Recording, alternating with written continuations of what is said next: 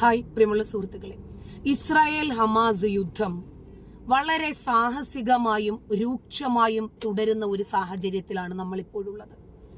എന്നാൽ സത്യസന്ധമായ റിപ്പോർട്ടുകൾ നമ്മുടെ കേരളത്തിലെ മാധ്യമങ്ങൾ മാത്രം നൽകുന്നില്ല.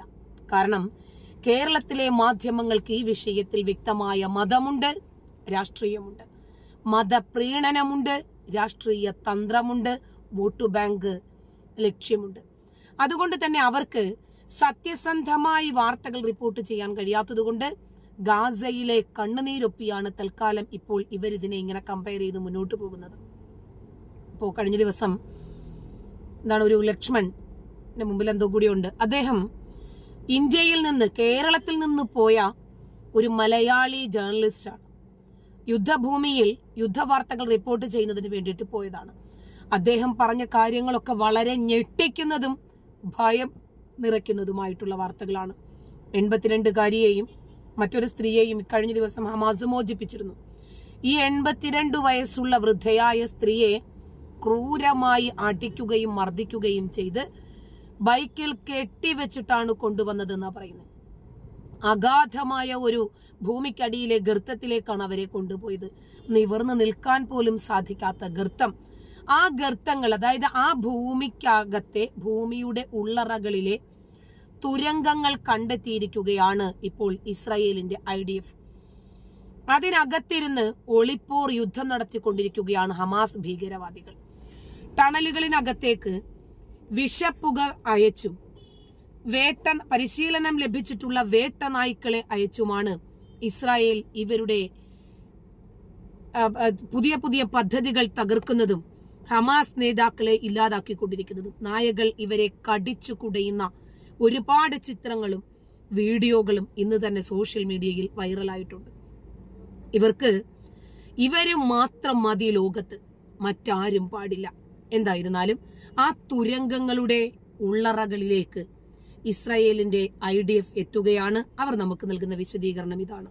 ഹോസ്പിറ്റലുകൾ മറയാക്കി ഹമാസ് ഭീകരപ്രവർത്തനത്തിന്റെയും ആയുധശേഖരത്തിന്റെയും ബന്ദികളെ ഒളിവിൽ പാർപ്പിക്കുന്നതിന്റെയും നിർണായക തെളിവുകൾ കണ്ടെത്തി ഇസ്രായേൽ സേന. നാവികസേനയുടെ ഐലൈറ്റ്, ഷായേറ്റൈറ്റ് 13 കമാൻഡോ യൂണിറ്റും 401 ആർമറഡ് ബ്രിഗേഡും കുട്ടികളെ ചികിത്സിക്കുന്ന ഗാസ സിറ്റിയിലെ റാൻഡിസി ഹോസ്പിറ്റലിൽ റെയ്ഡ് നടത്തിയെന്നും ഹമാസ് പ്രവർത്തകർ അവിടെ തമ്പടിച്ചതിന്റെ കൃത്യമായ സൂചനകൾ ലഭിച്ചെന്നും IDF വക്താവ് ഡാനിയൽ ഹഗാരി പറഞ്ഞു. താൻ ആശുപത്രിയിൽ നേരിട്ടെത്തി നടത്തിയ പരിശോധനകളുടെ വീഡിയോ കാണിച്ചുകൊണ്ടാണ് അവിടെ ബന്ദികളെ പാർപ്പിച്ചതിന്റെ തെളിവുകൾ IDFന്റെ പക്കലുണ്ടെന്ന് അദ്ദേഹം അറിയിച്ചത്. ആശുപത്രിയുടെ അടിയിൽ ഒരു Hamas command and control centre, ചാവേർ ബോംബ് വസ്ത്രങ്ങൾ, ഗ്രനേഡുകൾ, AK-47 റൈഫിളുകൾ, സ്ഫോടക വസ്തുക്കൾ, RPGകൾ, മറ്റു ആയുധങ്ങൾ, കമ്പ്യൂട്ടർ, പണം മുതലായവ തങ്ങൾ കണ്ടെത്തിയതായി ഹഗാരി പറഞ്ഞു. കൂടാതെ ഒക്ടോബർ 7 ഇസ്രായേലിലെ കൂട്ടക്കൊലയ്ക്ക് ശേഷം റാൻഡിസി ആശുപത്രിയിലേക്ക് ഹമാസ് ഭീകരർ തിരിച്ചെത്തിയതിന്റെ തെളിവുകളും കണ്ടെത്തിയിട്ടുണ്ട്. ആശുപത്രികളിൽ മറഞ്ഞിരിക്കുന്ന ഹമാസ് പ്രവർത്തനങ്ങൾ തങ്ങൾ ലോകത്തിന് മുന്നിൽ തുറന്നുകാട്ടുമെന്നും ഡാനിയൽ ഹഗാരി പറഞ്ഞു. റാൻഡിസി ആശുപത്രികൾ, മാർക്കറ്റുകൾ, സ്കൂളുകൾ, വീടുകൾ ഇതൊക്കെ കേന്ദ്രീകരിച്ച്, മോസ്കുകൾ ഇതൊക്കെ കേന്ദ്രീകരിച്ച് ഇതിന്റെയൊക്കെ ഉള്ളിൽ വലിയ ഭൂഗർഭ അറകൾ ഉണ്ടാക്കി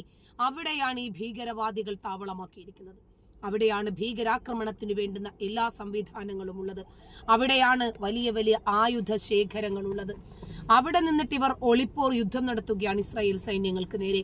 തിരിച്ച് അവർ സ്കാനർ ഇട്ട് നോക്കുമ്പോൾ കാണുന്നത് ഹോസ്പിറ്റൽ. പിന്നീട് ഇവരെന്ത് ചെയ്യും? ഹോസ്പിറ്റൽ ആക്രമിച്ചു, അഭയാർത്ഥി കേന്ദ്രം ആക്രമിച്ചു. ഈ ഇരവാദമാണ് നടക്കുന്നത്. അതിന്റെ അകത്തുള്ള തീവ്രവാദ കേന്ദ്രങ്ങളെ സംബന്ധിച്ച് ഒരു മാധ്യമവും റിപ്പോർട്ട് ചെയ്യുന്നില്ല. വടക്കൻ ഗാസയിലെ മറ്റ് ആശുപത്രികളിൽ നിന്നും രോഗികളെ സുരക്ഷിതമായി ഒഴിപ്പിക്കാൻ IDF പ്രവർത്തിക്കുന്നുണ്ടെന്ന് ഹഗാരി വ്യക്തമാക്കി. റാൻഡിസി ഹോസ്പിറ്റലിലെ അവസാന 18 രോഗികളെ ഹോസ്പിറ്റലുകളും അഭയാർത്ഥി കേന്ദ്രങ്ങളിലും സ്കൂളുകളിലും ഒക്കെയുള്ള ഗാസ നിവാസികളെ സുരക്ഷിതമായ ഒരു താവളത്തിലേക്ക് കൊണ്ടുവന്ന് എത്തിക്കുക കൂടിയാണ് ഇസ്രായേൽ സൈന്യം ചെയ്യുന്നത്. അവരെ ജീവിക്കാൻ അനുവദിക്കാതെ അവരെ കവചങ്ങളാക്കി മുന്നോട്ടു പോകുന്ന ഹമാസ് തീവ്രവാദികൾക്ക് ഇത് പിടിക്കുവോ? കാരണം അവർക്ക് ഇരവാദം ഉന്നയിച്ച് കരയണ്ടേ.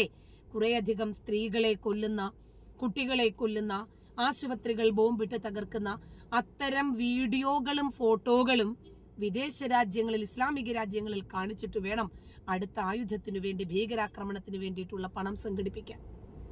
സുരക്ഷിതമായ ആശുപത്രിയിലേക്ക് മാറ്റിയതായി IDF ഉറപ്പുവരുത്തിയിട്ടുണ്ട്. നമ്മുടെ യുദ്ധം ഹമാസിനെതിരെയാണ്, ഗാസയിലെ ജനങ്ങൾക്കെതിരെയല്ല. അവരെ മനുഷ്യകവചമായി ഉപയോഗിക്കുന്ന ഹമാസിനെതിരെയാണ് ഹഗാരി കൂട്ടിച്ചേർത്തു. ഗാസയിലെ ആശുപത്രികൾക്ക് കീഴിൽ ഹമാസ് തീവ്രവാദികളുടെ വസതിയിലേക്ക് എത്തുന്ന ടണലിന്റെ ദൃശ്യങ്ങളും ഹമാസ് ആസൂത്രിതമായി ഭീകരവാദ നീക്കങ്ങൾ പ്രവർത്തിപ്പിക്കുന്നുവെന്ന് തെളിയിക്കുന്ന റോ ഫുട്ടേജും അദ്ദേഹം പങ്കുവച്ചു. റാൻഡിസിയുടെ ബേസ്മെന്റിൽ ഗ്രനേഡുകളും ബോംബുകളും RPGകളുമുള്ള ഒരു ഹമാസ് ആയുധശേഖരം ഹഗാരി വീഡിയോയിൽ കാണിക്കുന്നു. ആശുപത്രികൾക്ക് കീഴിലുള്ള സ്ഫോടക വസ്തുക്കൾ രോഗികൾക്കുണ്ടാക്കുന്ന അപകടങ്ങളെ അദ്ദേഹം എടുത്തു കാണിക്കുന്നുണ്ട്. ഒക്ടോബർ 7-ന് ഭീകരർ ഇസ്രായേലരെ ബന്ദികളാക്കി കൊണ്ടുവന്നുവെന്ന് തെളിയിക്കുന്ന ഒരു മോട്ടോർ സൈക്കിൾ അദ്ദേഹം ബേസ്മെന്റിൽ കാണിക്കുന്നു. ബന്ദികൾക്കുള്ള ടോയ്ലറ്റും മറ്റ് അടിസ്ഥാന സൗകര്യങ്ങളും ഉൾപ്പെടെ ബന്ദികളെ പാർപ്പിച്ചതിന്റെ ഒന്നിലധികം സൂചനകൾ അദ്ദേഹം സമീപത്ത് കാണിക്കുന്നു. തെളിവുകൾ അന്വേഷിക്കാൻ ഇസ്രായേൽ ഫോറൻസിക് സംഘം ആശുപത്രിയിലേക്ക് പോവുകയാണെന്നും ഹഗാരി പറഞ്ഞു. ഭീകരർ ആശുപത്രി ഒഴിഞ്ഞുപോയതായി പറഞ്ഞ അദ്ദേഹം മറ്റ് ഗാസ ആശുപത്രികളും ഹമാസും മറ്റ് ഭീകരരും ഉപയോഗിക്കുന്നുണ്ടെന്നും വ്യക്തമാക്കി. ഇത് ലോകം അറിയണം, ഇത് യുദ്ധക്കുറ്റമാണ്. അതായത് ആശുപത്രികളാണ് ഇവരുടെ പ്രധാനപ്പെട്ട ഈറ്റില്ലം. അവിടെ ആകുമ്പോൾ ആരും സംശയിക്കില്ല. ഇസ്രായേലിനാണെങ്കിലോ തിരിച്ചങ്ങോട്ട് ആക്രമിക്കാനും പറ്റില്ല. കാരണം ആശുപത്രിയാണല്ലോ, സാധാരണ ജനങ്ങളെ പാർപ്പിച്ചിരിക്കുന്നു. അവിടെയും ഇസ്രായേൽ ആക്രമിച്ചു എന്ന് പറഞ്ഞ് UN പോലെയുള്ള സൈന്യങ്ങളെ, സംവിധാനങ്ങളെ മുന്നിൽ നിർത്താമല്ലോ. പിന്നെ ലോക രാജ്യങ്ങളുടെ സിമ്പതിയും പിടിച്ചു പറ്റാം. ഇസ്രായേലിനെ വേട്ടക്കാരാക്കുകയും ചെയ്യാം. പക്ഷേ ഇസ്രായേൽ സൈന്യം ശക്തമായി ഇത് ലോകത്തിന് കാണിച്ചു കൊടുക്കുമെന്ന് പ്രഖ്യാപിച്ച് രംഗത്തിറങ്ങിയിരിക്കുകയാണ്. മനുഷ്യത്വത്തിനെതിരായ കുറ്റകൃത്യമാണ്, അന്താരാഷ്ട്ര നിയമത്തിനെതിരായ കുറ്റകൃത്യമാണ്. ഹഗാരി പറയുന്നു, ഞങ്ങൾ ഞങ്ങളുടെ ബന്ദികളെ ഗാസയിൽ നിന്ന് മോചിപ്പിക്കും, ഗാസയെ ഹമാസിൽ നിന്ന് മോചിപ്പിക്കും. ഇത് ഇസ്രായേൽ ജനതയ്ക്കും ഗാസയിലെ ജനങ്ങൾക്കും ലോകത്തിനും വേണ്ടിയാണെന്നും ഹഗാരി കൂട്ടിച്ചേർത്തു. അതാണ് വേണ്ടത്. അതായത് ഹമാസ് തീവ്രവാദികളിൽ നിന്നും ഇസ്രായേൽ ഉൾപ്പെടെ പല രാജ്യങ്ങളിൽ നിന്നുമുള്ള അഭയാർത്ഥികളുണ്ട്, ബന്ദികളുണ്ട്. അവരെയൊക്കെ മോചിപ്പിക്കണം. അഭയാർത്ഥികളല്ല കേട്ടോ, ബന്ദികൾ. ഈ ബന്ദികളെ മോചിപ്പിക്കണം. അതുപോലെ ഈ ഹമാസിന്റെ കയ്യിൽ നിന്ന് പലസ്തീനെയും ഗാസ മുനമ്പിലെ ജനങ്ങളെയും രക്ഷപ്പെടുത്തണം. ഹമാസ് തീവ്രവാദികളെ ഇല്ലാതാക്കണം. ഇത് തന്നെയാണ് ഇസ്രായേലിന്റെ ലക്ഷ്യം. In Gaza City, we are here next to a house of a terrorist. This is one of the senior terrorists who is the head of the operational naval operations that led the raids into Israel. His house is right next to a school. His house is 200 yards from the hospital of Rantisi. Next to his house, there is a tunnel.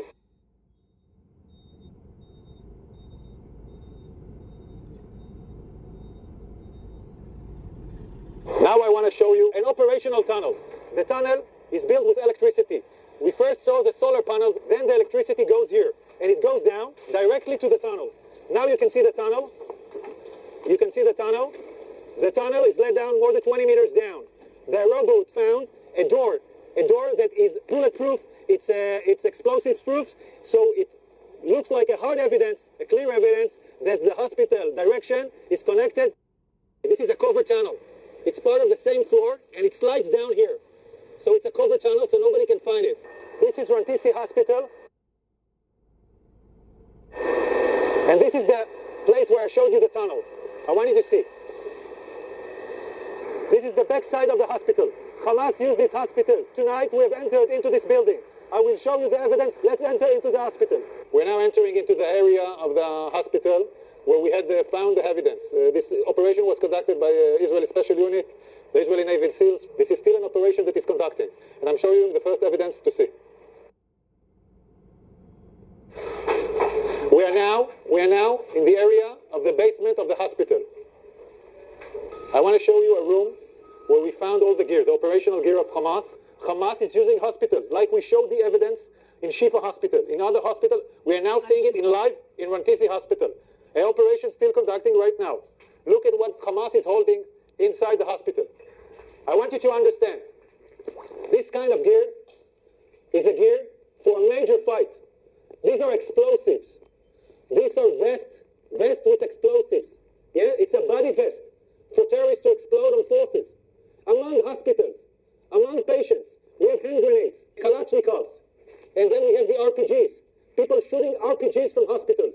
This is Hamas firing RPGs for hospitals. The world has to understand who is Israel fighting against. We are now in the basement, and in this basement we found a motorcycle. They were all used in the massacre of the 7th of October. They even have bullets in this motorcycle. So they came back from the massacre on the 7th of October into Rantisi Hospital with hostages on a motorcycle We're still researching this. മോട്ടോർസൈക്കിളാണ് സ്ത്രീകളെ കെട്ടിവെച്ചിട്ടുണ്ടോ? Yards from here, we find the chair, a woman, clothes, and a rope next to the legs. And look above this. Look above it. It's a baby bottle. It's a baby bottle in a basement. Above a World Health Organization sign. This is a suspicion for an area where hostages were being held. We're now looking at an infrastructure. You don't need to build something improvisedly in a hospital in the basement. Unless you want to hold someone in the basement, you don't want anyone to see him. Again, we're in the same basement, and here we see diapers, and we see, I don't know, maybe something. We see diapers. I want you to see this room. It's in the basement of the hospital. We can see this area. വിചാരിക്കുന്നത് പോലെ വളരെ simple അല്ല ഈ വിഷയങ്ങൾ.